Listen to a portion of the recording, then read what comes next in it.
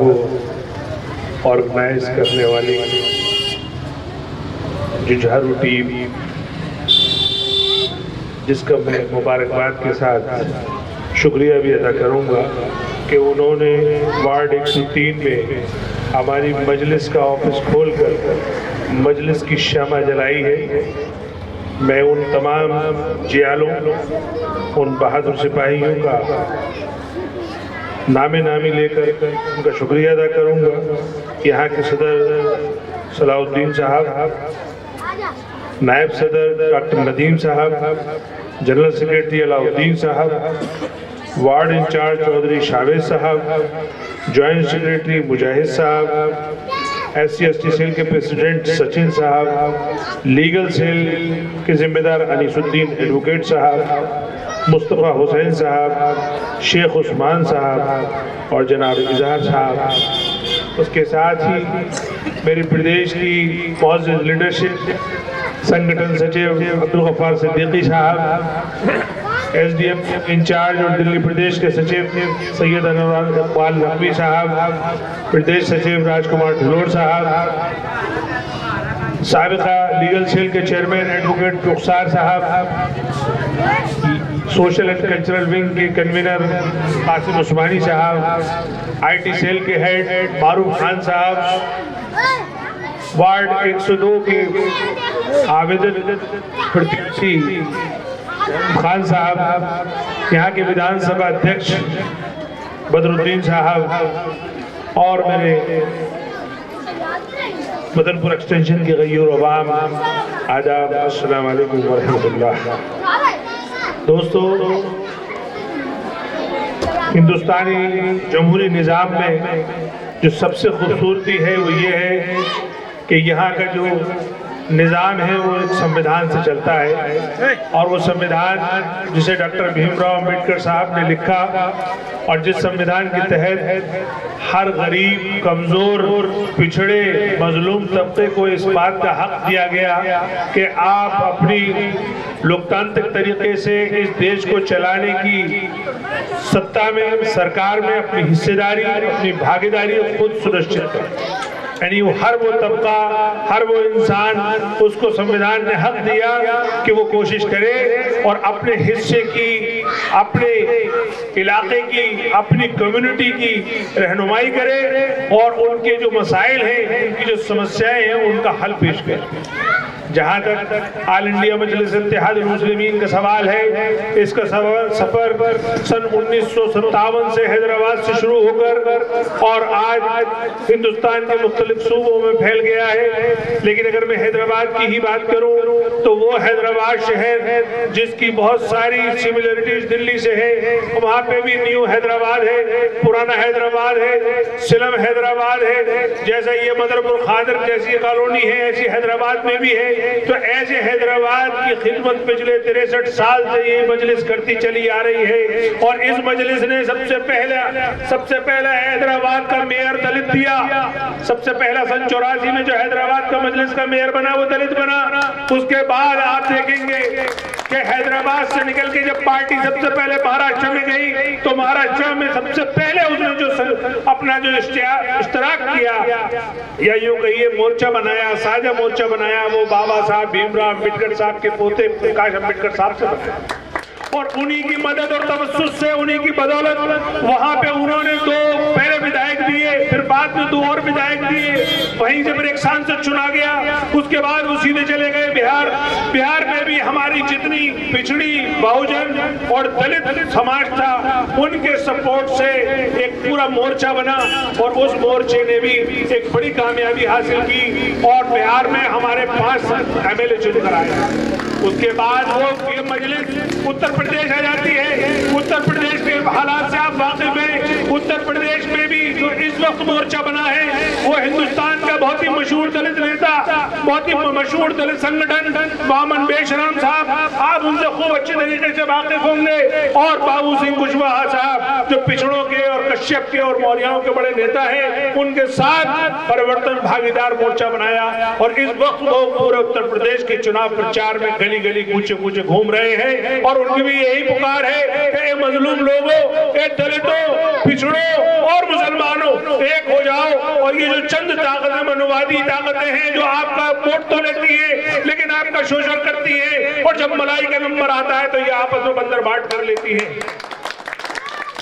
अब मैं यही बात करते करते दिल्ली आ जाता हूँ, और दिल्ली का हाल देखिए कि मुझे 9 महीने पहले जिम्मेदारी मिलती है कि मैं यहाँ का सदर मुंतखब होता हूँ, यहाँ का अध्यक्ष बनाया जाता हूँ। तो सबसे पहले मैंने जो काम किया, जो दिल्ली को मैंने जो समझने की कोशिश की, तो मैंने ये पाया कि अगर दिल्ली में कोई सबसे ज्यादा 2 वर्गों का शोषण हुआ, और जो सबसे पहले कांग्रेस ने किया, उसके बाद बीजेपी ने किया, और उसके बाद अब आम आदमी पार्टी कर रही है। लेकिन अगर एमसीडी चुनाव की बात करूं तो पिछले 3 बार से बीजेपी काम कर रही है। तो ये तीनों पार्टियों के बारे में मैं बता दूं कि जब भारतीय जनता पार्टी ने भी चुना, अगर अपना मुख्यमंत्री चुनना था तो उन्होंने भी मल्होत्रा को चुना, सुषमा स्वराज को चुना, या सात सिंह वर्मा को चुना।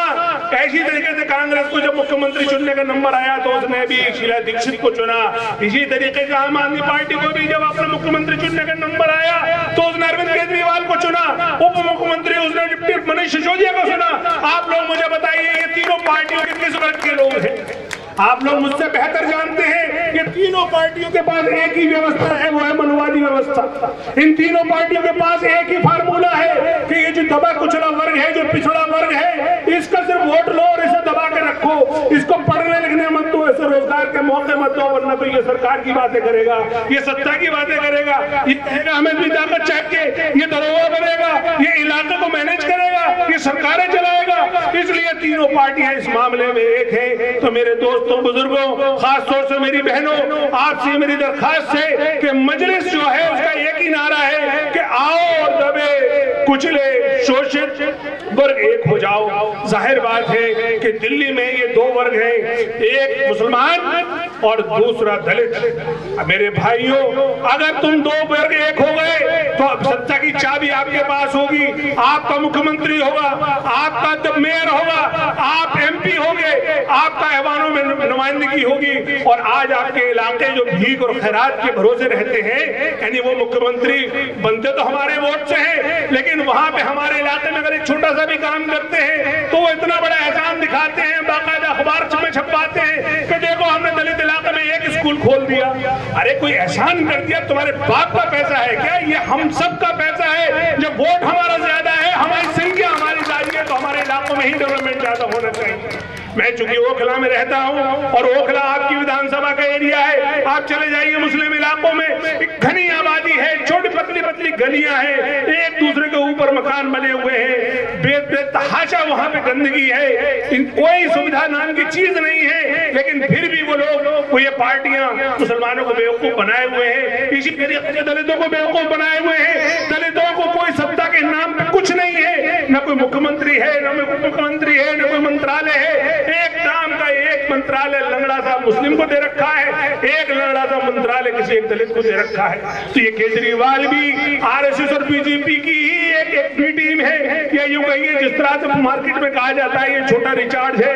या मैं तो ये कहता हूं कि आम आदमी पार्टी आरएसएस उसकी जननी है, वो एक अलग बात है कि आम आदमी पार्टी ने अलग से दावा ठोक दिया तो वो एक तरह से नाजायज औलाद हो गई आरएसएस।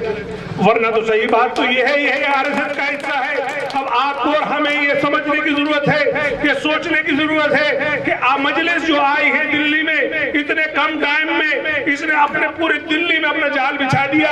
और इस वक्त भी आप देख रहे होंगे ये सारे जो जियाले जिन्होंने आज ऑफिस खोला है, अपनी तरफ से खोला है, अपने पैसे से खोला है, खुद चल के ये लोग मेरे ऑफिस आए और इन्होंने कहा कि हम मजलिस के चाहने वाले हैं, हम बैरिस्टर असदुद्दीन ओवैसी साहब को सुनते हैं और किस तरीके से पार्लियामेंट में वो गरीबों की और मजलूमों की और खासतौर से दलितों की और मुसलमानों की आवाज उठाते हैं। हमें वो अच्छा लगता है, हम भी चाहते हैं कि हमारी भी कंधे से कंधा मिला के हमारी ताकत बन जाए। तो दोस्तों, बुजुर्गों, इस बात के लिए मैं इनका एहसान मानूं। बाकी जगह तो हो सकता है कि हमारे कारिंदे गए हों, लेकिन ये पहली जगह है कि यहाँ के लोग खुद हमारे पास चल के आए और इन्होंने कहा कि हमारा इलाका मजलिस की तरफ उठाए देख रहा है, आप आइए और हमारा हाथ थामिए। मैं भी आप लोगों से ये वादा करके जा रहा हूँ कि मजलिस जैसी भी है, जिस हाल में भी है, आपके साथ कंधे से कंधा मिला के खड़ी हुई है। और इसके साथ एक मिसाल और बता दूं कि जब हमारे राजकुमार ढिलोट साहब जो दिल्ली के जितने अस्पताल हैं, 51 सरकारी अस्पताल हैं, उनके ग्रुप सी और डी के जो कर्मचारियों की जो यूनियन है, 31 साल तक उसके ये प्रधान रहे। जिस दिन ये रिटायर हुए उस दिन इन्होंने मुझसे कहा कि साहब मैं ओवैसी साहब से मुतासिर हूँ, मैं रिटायरमेंट के बाद अगर पहली कोई पार्टी ज्वाइन करूंगा तो आपकी पार्टी ज्वाइन करूंगा। इन्होंने रिटायरमेंट के बाद हमारी पार्टी ज्वाइन की। और कमाल की बात यह है कि ये त्रिलोकपुरी में रहते हैं। त्रिलोकपुरी भी इसी तरीके की बस्ती है जैसी ये मदनपुर खादर बस्ती है, वहां पे भी मुस्लिम और दलित ही रहते हैं। क्योंकि अफसोस तो ये है, बदनसीबी तो ये है कि हमारी गरीब कॉलोनियां हैं, नालों के किनारे हम ही मुस्लिम और दलित पाए जाते हैं। गरीब हम ही है, शोषित हम ही है।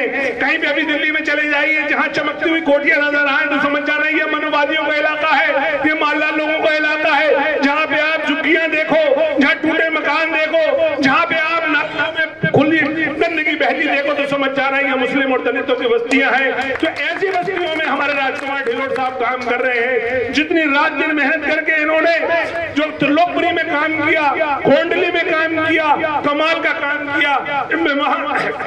पहली मर्तबा सभा करने गया तो जितने आज आप लोग हो, इससे आधे भी लोग नहीं थे वहां, और वहां माइक भी ठीक से काम नहीं कर रहा था। लेकिन मैंने इस शख्स का जज्बा देखा कि मैं उस पर लगा रहा, मैं इनके साथ लगा रहा। और जब मुझे उसके बाद जब दूसरी और तीसरी सभा कराई तो मेरे भाइयों दोस्तों वहां पैर रखने की जगह नहीं थी।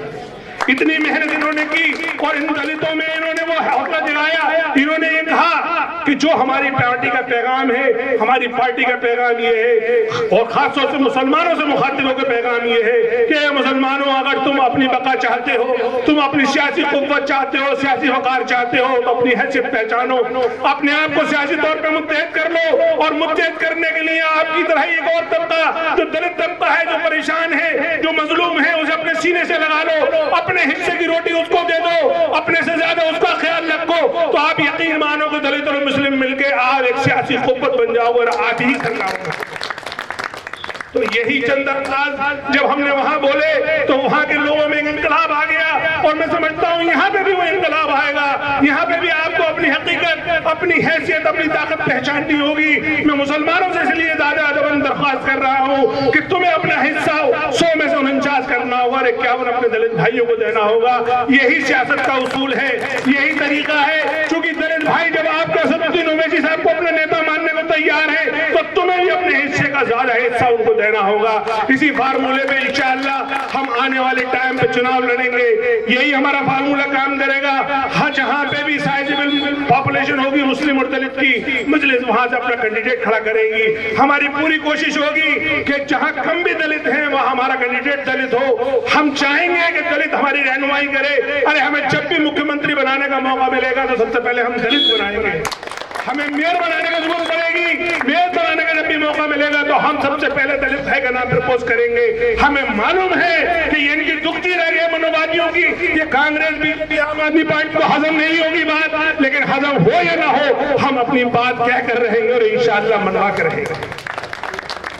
तो दोस्तों बुजुर्गों, आज की बात चूंकि पहली मर्तबा है, मैं बहुत ज्यादा लंबा भाषण नहीं करना चाहता। मैं नहीं चाहता कि मेरे साथी उगता जाए, मगर मैं आखिर में यही पैगाम देकर जा रहा हूँ कि आप दोनों तबकों को जिस तरीके से नजरअंदाज किया गया, मुसलमानों को तो बहुत सारी बातें हैं गिनाने के लिए, किस तरीके से उनको कोरोना अभी को भी मुसलमान कर दिया गया, किस तरीके से उनके खिलाफ जो ज्यादती हुई, दंगे हुए, उसमें आम आदमी पार्टी उनको पूछने तक नहीं आई, उनका हाल तक पूछने नहीं आई। लेकिन मैं अब बात करता हूं दलित भाइयों की। मैं अगर दलित भाइयों के बारे में 2 बातें बताना चाहता हूं कि आपको सबसे पहले इन्होंने आपका निशान चुरा लिया। आपका जो अजीज निशान, जिस मेहनत करके आप अपनी रोजी रोटी कमाते हो, इनकी चालाकी तो देखिए। जिस तरीके से गांधी जी ने आपको नाम दिया था हरिजन, और हरिजन के बाद जो उस पर उन पर इल्जाम लगे और जिस पर बैन लगा, इसी तरीके से इन हजरत ने काम किया कि झाड़ू आपका निशान चुरा लिया। उसके बाद सबसे ज्यादा नुकसान आपको पहुंचाया कि जो दिल्ली में सफाई कर्मचारी है, जिसे कांग्रेस ने अच्छी खासी सरकारी नौकरी को ठेकेदारी व्यवस्था में बदल दिया था, यानी वो जो आदमी जिसको तनख्वाह 40 से 50 हजार या 60 हजार मिलनी थी, उसको कांग्रेस ने ठेकेदारी व्यवस्था बदल करके उनको 4000 और 6000 और 8000 की ठेकेदार के थ्रू नौकरी में तब्दील कर दिया था।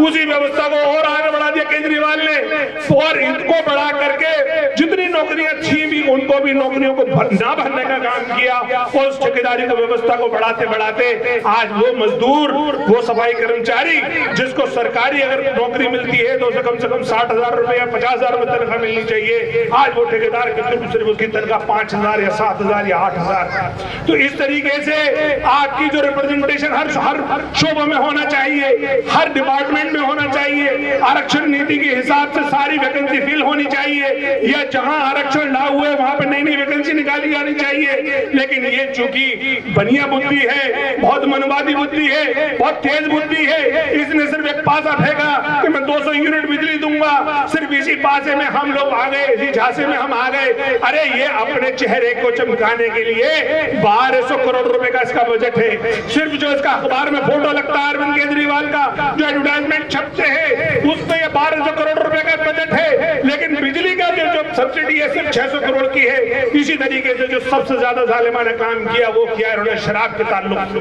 अरे वो शराब जिसको बेचने में सिर्फ 600 ठेके थे, अब बढ़ा के उनको 900 ठेके कर दिए गए। जिस नौजवान को पीने का जो उम्र थी वो 25 साल थी, उसको घटा के इसने 21 साल कर दी। जिस शराब को बेचने का टाइम महदूद था उसको बढ़ाकर और 16 से 18 घंटे कर दिया। जिस शराब को बिकने का जो ऑनलाइन नहीं आती थी, जिसको जाने के लिए कम से कम कुछ तो शर्म आती थी, उसको भी उन्होंने शर्म को खत्म कर दिया। लेकिन आप मैं तुम्हें बताना चाहता हूँ कि ये शराब क्यों बढ़ाई गई। शराब का सबसे ज्यादा नुकसान गरीब आदमी को होता है। जब गरीब आदमी अपने बच्चों की हिस्से की कमाई की जब शराब खरीद के लाता है तो जाहिर बात है अपने बच्चों पर जुल्म करता है, और जब शराब के नशे में आ जाता है तो कभी कभी ऐसा भी हमने देखने में आया कि अपने बीवी बच्चों को पीटता है, अपने बीवी बच्चों को मारता है। उसके बाद उसके चूंकि ज्यादा शराब पीने से उसके फेफड़े खराब हो जाते हैं, उसकी सेहत खराब हो जाती है, वो वक्त से पहले मर जाता है और अपने बच्चों को यतीम कर जाता है। वो बच्चे दर दर भटकते हैं। तो आप मुझे बताइए, आपने कभी सुना है कि सरकार शराब को प्रमोट करती है? अरे आपने ये तो सुना होगा कि सरकार नशा मुक्ति केंद्र बनाती है, आपने ये तो सुना होगा कि सरकार नशा बंदी करती है, आपने ये तो सुना होगा कि लोग नशे की बुराइयां गिनाते हैं, आपने कभी ये सुना है कि नशे को बढ़ावा दिया जाता है? लेकिन ये वही मनोवादी व्यापारी सरकार, वही बनिया की सरकार जो चाहती है कि हर तरह से पैसा आए, चाहे गरीब मर जाए। आप मुझे बताइए, मालदार आदमी तो पीता भी है तो अच्छी क्वालिटी की पीता है और लिमिटेड पीता है, और उसे अपने अच्छे बड़े आदमी चीज का एहसास होता है। लेकिन हमारे जो गरीब लोग हैं, जो बेचारे मजदूर हैं, जो बेचारे छोटे छोटे काम करते हैं, उन्हें तो एहसास ही नहीं है और वो अंधाधुंध शराब पी जाते हैं। उसके बाद अपने बच्चों पे, अपनी बीवियों पे, अपनी बहनों पे जुल्म करते हैं, और ये सरकार उसको बढ़ावा दे रही है। तो क्या ये सरकार गरीबों की हमदर्द हो सकती है? मेरे ख्याल से सिर्फ ये अकेला शराब का बढ़ावा देने का काम केजरीवाल का इस बात के लिए काफी है कि इसको गरीब विरोधी सिद्ध किया जाए। तो मैं वही बात आप लोगों के सामने रखना चाह रहा था। मेरा सिर्फ इतना सा मकसद था कि मैं ये बताऊं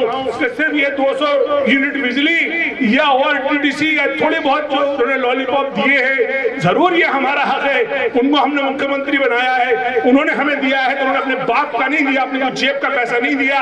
हाँ, हमारे जेब का पैसा उन्होंने अपना चेहरा चमकाने पे जो 1200 करोड़ रुपए खर्च किया है वो खर्च किया है, उसका वो जवाब दे। आज तक कोई ऐसी सरकार नहीं आई जिसने अपने चेहरे चमकाने पे गरीब आदमियों की जो आमदनी खर्च करी हो। पहली सरकार है, और उससे ऊपर बीजेपी सरकार है। नरेंद्र मोदी तो हो सकता है प्रधानमंत्री बनकर 12,000 करोड़ रुपए अपने चेहरे को चमकाने पे खर्च करते हो, लेकिन ये आदमी छोटी सी दिल्ली है, लेकिन उस पर भी लगातार विज्ञापन।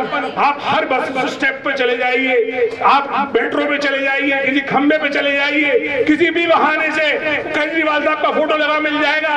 अरे मोहल्ला क्लिनिक बनेगी तो मोहल्ला क्लिनिक में छोटी सी दवाई होगी, छोटा सा डॉक्टर होगा, लेकिन इतना बड़ा केजरीवाल बैठा होगा। अरे भाई ये क्या मतलब है? ये सब जो व्यवस्था है, जो सरकारी व्यवस्था है, ये पब्लिक की है, ये पब्लिक के लिए है। तो मैं यही बताना चाह रहा हूँ कि दलितों और मुसलमानों उठ खड़े हो और अपने हिस्सा मांगो, अपनी भागीदारी मांगो। आप यकीन करो, ये जो आज जो मदनपुर घाघर विस्तार एक्सटेंशन में जो हाल है, इससे बेहतर होगा। आप अपने इलाके की खुद खिदमत करोगे। मैं इन्हीं अल्फाज के साथ अपनी बात को खत्म करता हूँ, और मैं अपने सब साथियों का और खास तौर से अपनी यहाँ की जो गयूर आवाम है, जो इज्जतदार मेरी माएँ बहनें मुझे सुन रही है, एक मोहतरमा मेरी माँ के बराबर है, वो सुन रही है और बहुत गौर से सुनी उन्होंने शराब की बात। मैं समझता हूँ कि आपके दिल पे उतरी होगी, और अगर इसके अलावा मैंने कोई बात ज्यादा की हो तो मैं आपसे माफी चाहता हूँ। आखिर दावाना अल्हम्दुलिल्लाह रब्बिल आलमीन। अस्सलाम वालेकुम।